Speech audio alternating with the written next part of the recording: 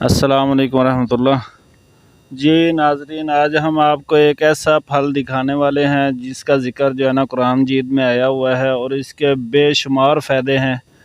اور خاص کر یہ جو ہے نا جوڑوں کے دردوں کے لیے، مردانہ کمزوری کے لیے، جسم کے اندر خشکی وغیرہ ختم کرنے کے لیے اس چیز کو استعمال کیا جاتا ہے۔ اور یہ اس کا درخت ہے، یہ دیکھیں جی آپ، یہ ہے زیتون کا درخت، ٹھیک ہے۔ یہ پھل ساتھ لگا ہوا ہے اس کے، ٹھیک ہے۔ اور اس کو جو ہے جب یہ پک جاتا ہے، پھر اس کو اتار کے اس کو جو ہے نا اچار کے طور پہ بھی استعمال کیا جاتا ہے، اس کے دانے جو ہوتے ہیں۔ اور آئل تو ہر بندے کو تقریباً اس کے بارے میں معلومات ہے، یہ پینے کے لیے استعمال ہوتا ہے، مالش کے لیے استعمال ہوتا ہے،